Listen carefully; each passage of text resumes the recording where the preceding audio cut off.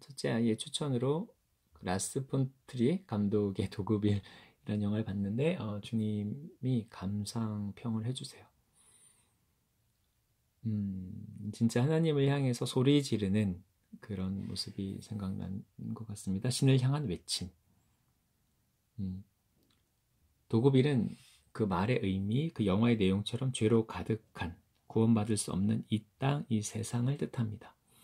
저마다의 이유가 있고 논리를 세우고 핑계를 대지만 인간은 약하다, 그리고 인간은 악하다. 은혜를 베풀어도 그것에 대해서 고마워하고 은혜를 갚기보다는 그것을 이용하려 하고 자신의 욕심을 따라, 죄를 따라, 죄성을 따라 살아갈 수밖에 없다. 용서해도 그때뿐이다. 이해해도 고마워할 줄 모르고 이것을 이용하려 든다. 톰이 말한 수용이라는 의미, 받아들임, 인정하고 받아들임. 원래 이 수용의 의미는 너그러운 마음으로 이해하고 받아들인다, 은혜를 베푼다, 이런 의미이다. 그러나 도급 일에 이들이 보여준 수용은 자신의 목적과 욕심에 따라 수용하는 것, 자신에게 이익을 주었을 때만, 도움이 되었을 때만 받아들이겠다는 수용의 의미와는 다른 수용이 아닌 이용. 톰은 위선자적인 모습을 보인다. 알고 있고 지키고자 하나 지킬 수 없고 아는 대로 사라지지 않는, 자기 자신에 대해서 두려워하고 그런 모습을 직면하지 못한다. 자신을 두렵게 한 그레이스를 결국 없애려고 한다. 인간은 도덕의 이론을 가지고도 그것을 실천하지 못하고 결국엔 자신의 욕심을 따라 살 수밖에 없다. 다시 기회를 준다 해도 그들은 그 기회를 이용하려 들 것이다. 그러므로 용서받을 자격이 없으며 그들에겐 심판이 마땅하다. 왜 심판하지 않고 있는가? 왜 이런 악한 인간들을 지으셨는가? 라고 감독이 말을 하는 것 같고, 그럼 주님은 이 감독의 이 연출을 보면서 어떤 생각을 하셨어요? 어떻게 느끼셨습니까? 이 영화를 보시면서. 그래서 내가 필요하다. 그래서 내가 아니면 기회가 없고 방법이 없다. 길이 없다. 그러므로 나에게 오라. 나를 찾으라. 나를 붙잡으라. 그가 던진 질문은 나를 찾는 자에게 유용할 것이다. 나를 진심으로 찾고 구하는 자에게 필요한 도구가 될 것이다. 그것을 딛고 그것을 붙잡고 나에게 오라.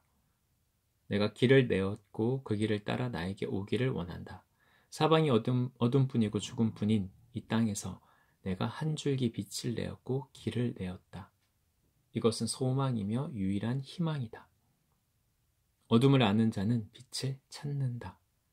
길을 찾는 이에게는 길이 보인다.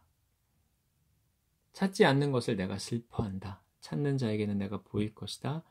길을 만나게 될 것이다. 이 영화의 마지막 부분이 굉장히 마지막 부분에서 이제 감독이 정말 하고 싶은 얘기를 하게 되는 것 같은데, 이 감독이 하나님에 대해서 이렇게 오해한 것이 있으면 뭘 오해했는지 주님이 알려주시기 원합니다. 감독이 아직 하나님에 대해 결론을 안 내리고 도발하고 있는 거라면, 묻고 있는 거라면, 진짜로 묻고 따지고 있는 거라면 주님이 좀 말씀해 주시기 원합니다. 제가 느끼기에 도발하고 있는 것 같기도 합니다. 나는 이렇게 생각해. 이게 맞는 게 아니야? 그냥 두고 볼래? 이 땅을, 이 사람들이 이렇게 악한데 공의를 따라 심판을 해서 이 땅을, 인간을 그래도 어느 정도로 지켜야 하는 거 아니야? 너무 심한 경우, 그 어떤 선을 넘었을 땐 그래야 하는 것 아니냐? 그래도 무조건 이해하고 용납하고 용서해주고, 그러면 결국 인간성이 말살될 것 아니냐? 파괴되고 결국 인류는 멸망할 수밖에 없는 거잖아. 이대로 두면 다 같이 파멸의 길로 들어서서 공멸할 거야. 감독이 이렇게 묻는 것 같습니다. 그래서 아마 예수님을 상징하는 그레이스도 결국 그 마을을 심판했듯이 영화에서 그렇게 했던 것처럼 그렇게 해야 되는 것 아니냐? 당신은 그냥 두고 볼 거냐? 감독이 따지고 외치고 묻는 것 같은데, 주님이 감독에게 나누고 싶은 말씀. 감독은 하나님을 안다. 신이 존재한다고 생각한다. 그러나 신이 좀 더 강력하게 심판하기를 원한다. 그래서 신이 살아있음을 알리고 깨닫게 하여 더 이상 이 악한 세상이 유지되지 않기를 원한다. 왜 신이 가만히 있는가? 왜 신이 인간의 범죄를, 그 범죄 앞에서 침묵하는가? 아무도 구원받을 자격이 없다 라고 생각하고, 그리고 그는 자기 자신조차도 그러하다는 것을 안다. 자신은 죄가 없다고 선하다고 항변하는 이들에게 그는 외친다. 겉만 번지르르한 것들, 내가 니네 속을 모를 줄 알고 고상한 척하고 고결한 척하지만 니네 시커먼 속을 내가 모를 줄 알고 내가 다 안다. 누구도 고결한 자 없고 죄 없는 자 없다. 나 역시 그렇다. 그러나 인간들은 그것을 모른다. 인정하지 않으려 든다. 고결한 척, 고고한 척, 거룩한 척, 정직한 척. 나는 그 위선이 너무나 싫다. 더럽고 역겹고 토할 것 같다. 그래서 신의 침묵이 못마땅하다. 공의. 나는 왜 그것이 이 땅에서 펼쳐지지 않는지 의문이다. 그래야 깨달을 텐데. 위선의 옷을 벗어버릴 수 있을 텐데. 내가 얼마나 악한 존재인지 깨달을 텐데. 나는 그것이 못마땅하다. 늘 불만이다.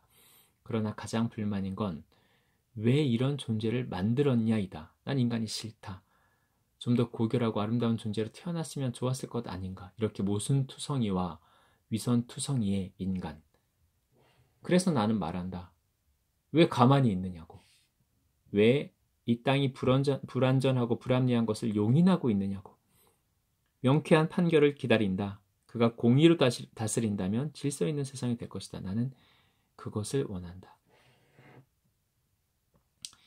이 감독의 이 논리에 대한 항변과 외침에 대한 주님의 대답은 무엇입니까? 사실 성경을 봐도 구약의 하나님 이렇게 한정적으로 얘기할 수는 없지만 하나님이 어떤 공의의 심판의 모습은 많이 우리가 엿볼 수 있는데 예수님의 모습은 그 하나님의 모습과 우리가 이제 일관되게 조화롭게 보기가 어려운 부분이 분명히 좀 있고 이 영화에서는 그레이스가 예수님을 상징하는 것 같고 그 아빠, 갱단 두목인 아빠는 구약의 하나님을 상징하는 것 같은데 하나님의 그 사랑과 공의의 어떤 대화로 좀 느껴지는데 어쨌든 이 인간성을 유지하기 위해서 이 세상을 유지하기 위해서 하나님의 공의의 심판이 좀 더 분명히 선명히 있어야 하는 거 아니냐 왜 침묵하고 좀 내버려두고 있느냐 이런 이 감독의 논리, 항변과 외침에 대한 주님의 대답을 구합니다. 나의 질서가 이 대자연과 너희들을 향하여 세워져 있다.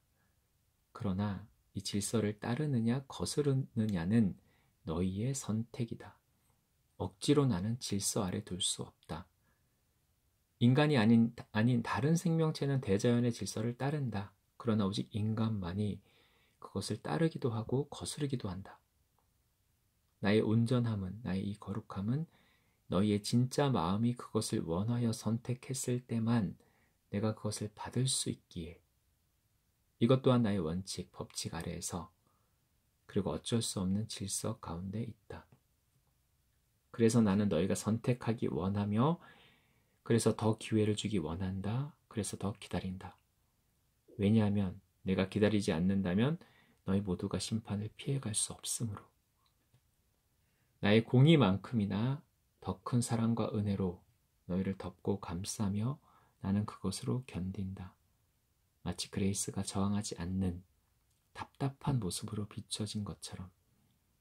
그렇게 느껴지겠지만 나는 기다리는 것이고 너희가 선택하기를 원한다.